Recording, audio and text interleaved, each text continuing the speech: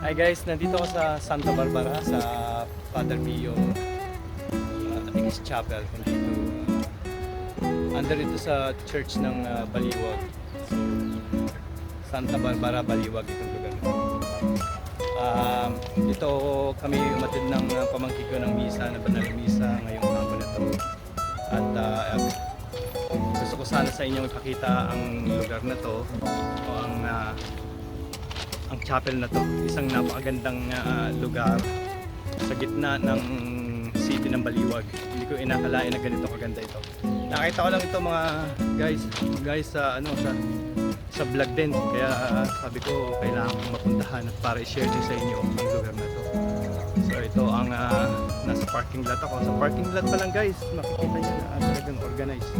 Napakaganda, napaka-green. Pero nasa pusod siya ng Baliwag. Sabi ni Father, ito yung Santa Barbara kung hindi ako nagkakamali. Kung nagkamali man ako guys, i-correct nyo lang at itama nyo doon sa comment. Please comment guys kung ito ay Santa Barbara nga. Kung sabi ako nagkamali lang. Maraming magkakasya sa parking lot. Talagang inorganize nila at alam nila na maraming magpupunta sa lugar na ito. Yun nga, hindi kami nagkamali. Sunday ng hapon ang dami pa rin nagpupunta. So guys, sana hi yan, kasama namin nag-mass kanina sa 4:30 mass dito sa Father Pio Church or Chapel. Hindi ito ang main church ng Baliwag, City of Baliwag. So ito ay designated kay Padre Pio. Ayan, makikita nyo guys. Ayan, napakaganda ng lugar guys. Hindi ko akalain may ganitong lugar sa lugar na ito. Makikita nyo sa aking likuran. Ayan guys. So guys, mamaya pakikita ko sa inyo yung loob. At hindi ko alam kung pwede ako mag-video sa kalagitnaan ng misa. Pero tingnan natin kung pwede.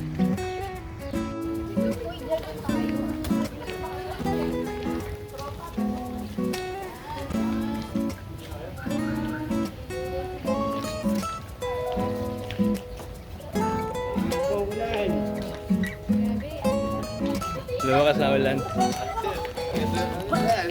Sinanga ko na kayo talaga tutuyan.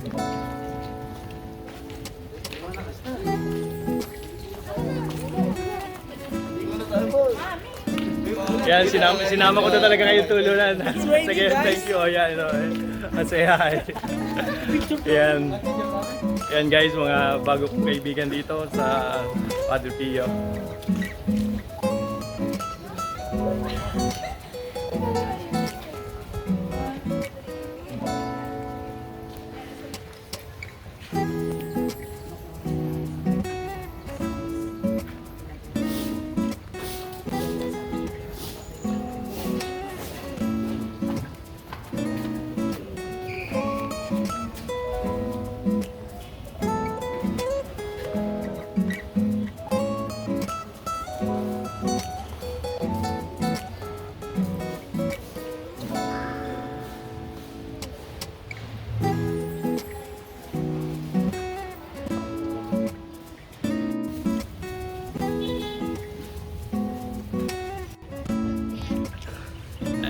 Pag Biyernes lang,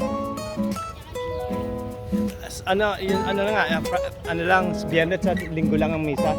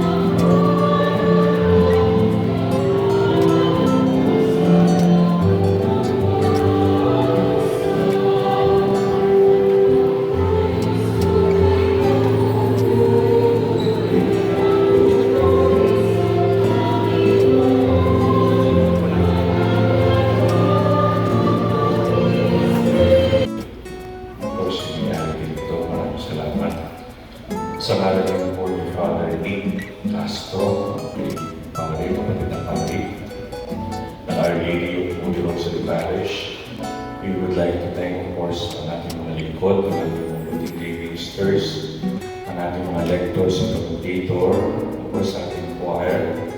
Maraming salamat din sa lahat ng sa pag-aalay, nagbahagi ng biyaya. Maraming salamat. Sa ating nag-iisang humble server, at sa lahat ng mga bumubuo.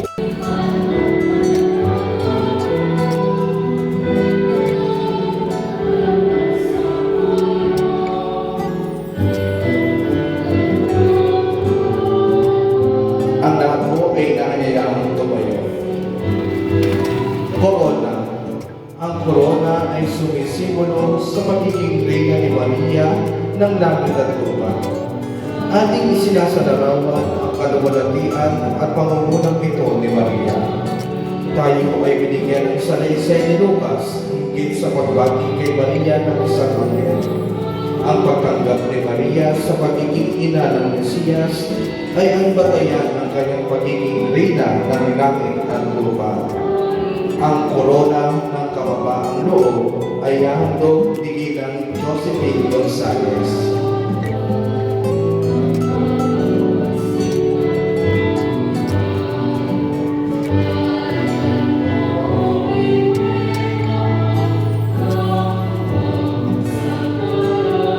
Palakpakan po natin ang mahal na Virgen Maria.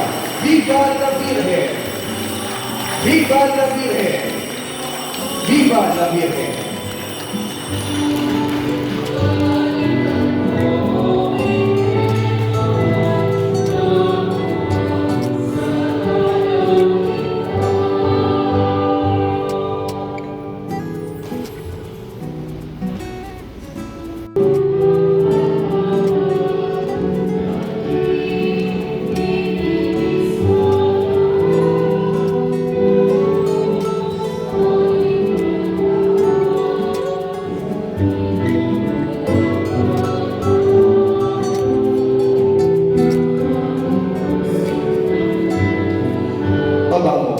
Ang pabango ay sumisimbolo sa halimuyak ng kabutihan ng Diyos sa ating lahat, na siyang nagbibigay ng pag-asa.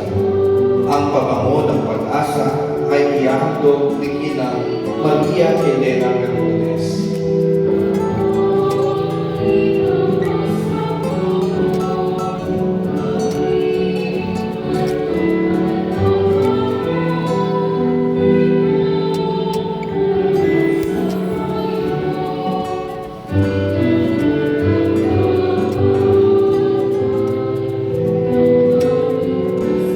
Bulaklak. Ang mga bulaklak ay sumisimbolo sa kabutihan ni Maria, gaya ng isang bulaklak na siyang nagbibigay ng kalulatian ng awa ng ating Panginoon. Tayo ay nag-aalay ng bulaklak ni Maria bilang pagbibigay ng parangal sa Kanya, sa pagbibigay ng sarili sa kalooban ng Diyos. Ang bulaklak na marikit ay hahandog digin ng Natasha de Leon.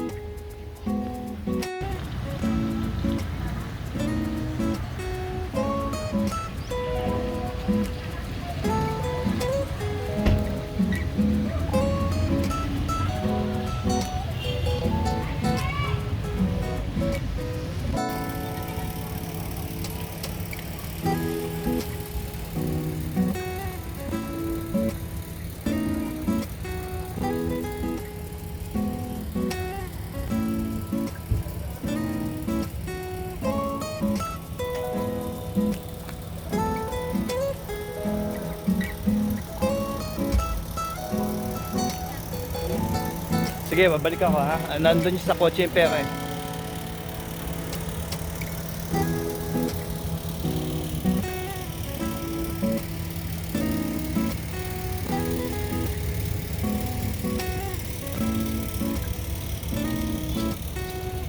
Hi guys, ito po ang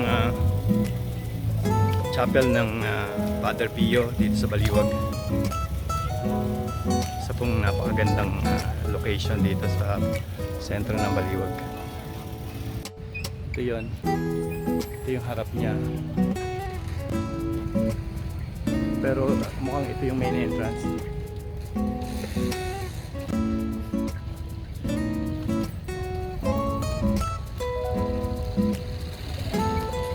Umuulan ngayon guys, pero taas ng matandang mas kanina. Hindi ko talaga siya talaga nakunan. Nagmamasak.